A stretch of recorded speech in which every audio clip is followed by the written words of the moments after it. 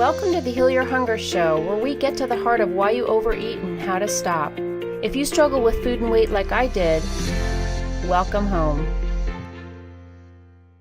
Hello and welcome to the Heal Your Hunger Show. So happy that you've joined me here today. Really excited about today's show. If you're here for the first time, welcome.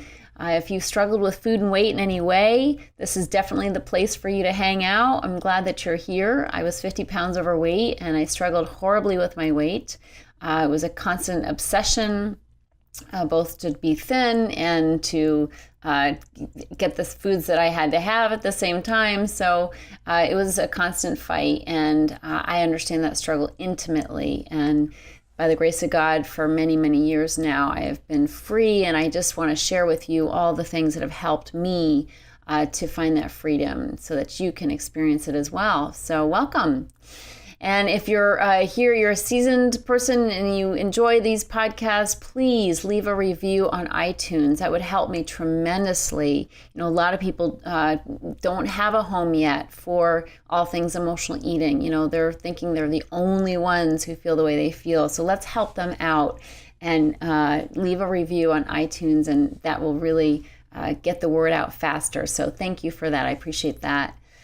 So today's topic is the awkward pose. And what that means is that my entire life, I have really not really wanted to do yoga. Okay, so yoga is something that's been recommended. I think we all pretty much perceive the benefits of yoga. It's a very common practice now in our culture, and people love it and they recognize the benefits and sounds great.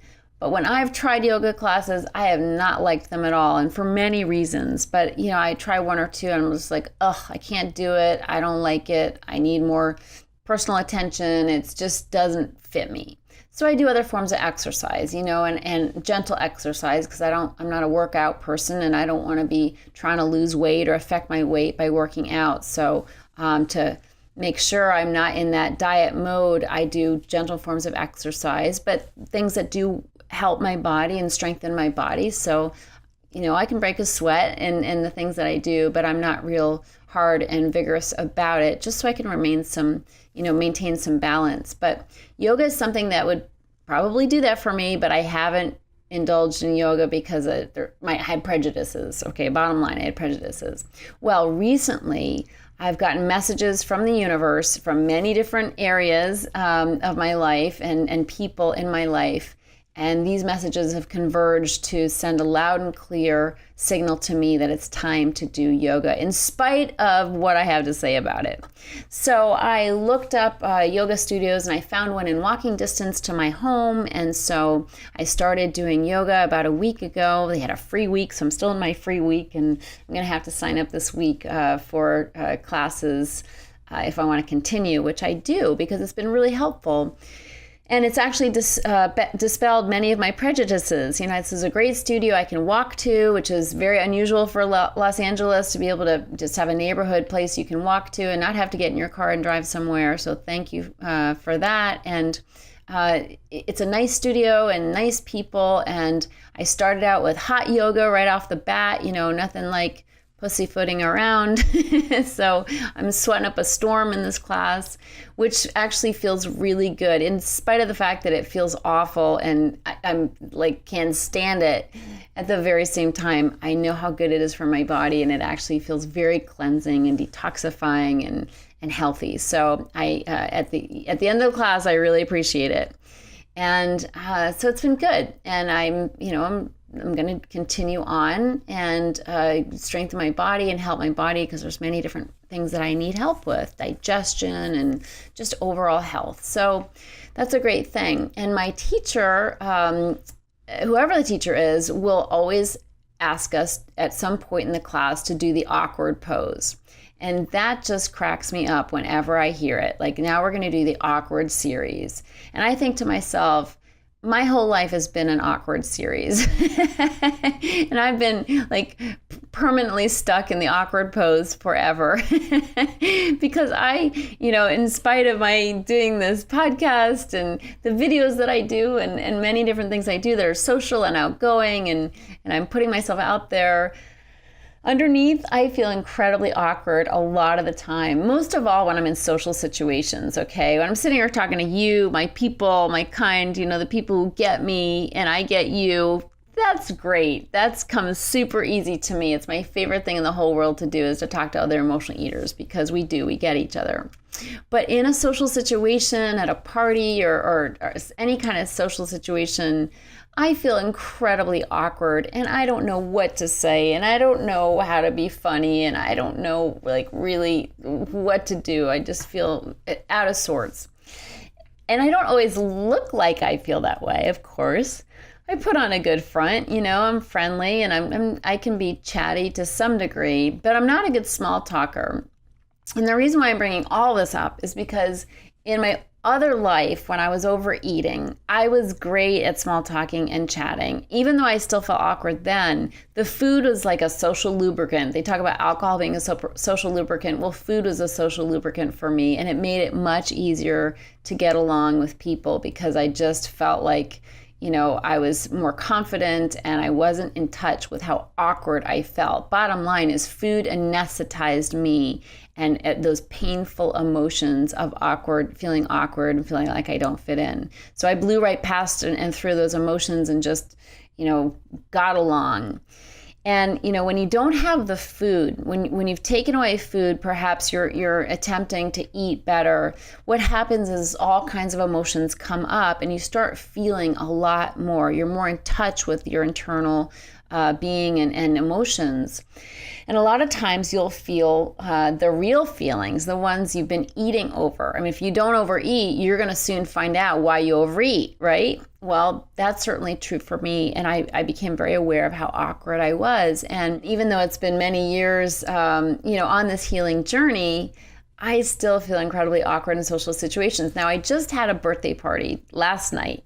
And so it was really fun. It was great. I love planning parties. I actually, my friends did the bulk of the planning to take the weight off of me so I could not stress and enjoy myself. And, it was a beautiful time and I really enjoyed myself. But time and time again, even at my own birthday party where everybody's there to celebrate me, I get that I'm accepted and loved. That's already a given. I can still have moments where I feel awkward. And I had a performer come and play the piano, an electric piano, and sing, and we all sang, and it was really fun. But in that moment, I felt awkward pose, awkward pose. I don't know the words to the songs. I feel awkward. And it just reminds me that at my being, in the core of my being, I still have an awkward pose. And I want to bring this up because chances are if you're an emotional eater, you have many awkward poses as well. And the good news is that, first of all, the more comfortable you become with yourself, the easier it will be in social situations. But also, if you're feeling awkward and you're aware of those feelings and you don't eat over those feelings, that's where the real good stuff comes from, okay? So when, so much of the time I would hang out like at the food table at a party, or I would munch my way through the party because I felt awkward, because it gave me that social support that I was looking for. But you don't need to do that. Last night I had a great time and I enjoyed people, and I was, obviously I was busy. It was my party, so I was always thinking of different things, and people were asking me different things to take care of, aspects that needed to be taken care of. So it kept me busy. I wasn't even aware of much of anything except when I was singing. But the bottom line is that if I don't eat over those feelings, if I don't munch my way through those feelings, I can feel those feelings and overcome them and just move right through them. And they don't have to bog me down. One of the worst things about the awkward pose is the self-flagellation, the constant thinking, what's wrong with me? Why do I feel so different? And my experience is that emotional eaters just feel different. Like that's an aspect, an internal, automatic, really a quality of being an emotional eater. If you've read my book, you know about the anatomy of the emotional eater, which is these 24 traits that really make up the emotional eater's experience and our personality traits and the way we respond to life. And feeling awkward isn't one of the 24, but it's certainly one of the aspects of being an emotional eater where, we have an inherent feeling of not fitting in.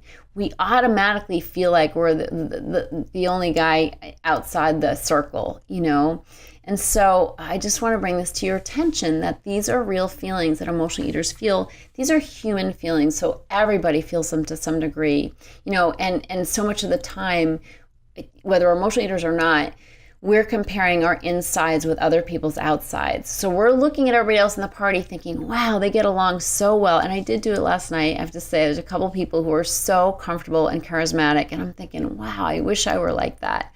So, it hits me still to this day. But I don't get bogged down with those feelings. The comparing, the looking at other people thinking they have it going on and I don't. I used to be plagued by that stuff. I mean, I was absolutely tortured by the feelings that I was on the outside and that I'll never be good enough, and other people are so much better, so much prettier, so much smarter, so much more gregarious, so much faster on their feet, and there are people like that who are more of those things than I am, but I don't get bogged down anymore in those thoughts and feelings because they're just thoughts and feelings. That's all they are. And so my real recommendation here is that if you have awkward pose now and then, first of all, don't beat yourself up about it, okay? The fact that you feel awkward is very common, and definitely other, if not all emotional eaters feel that way, but all humans do to some degree or another, okay? It's just that emotional eaters might be a little bit more higher on the spectrum. This might plague us more than your average person who feels more confident. Perhaps they have more self-esteem.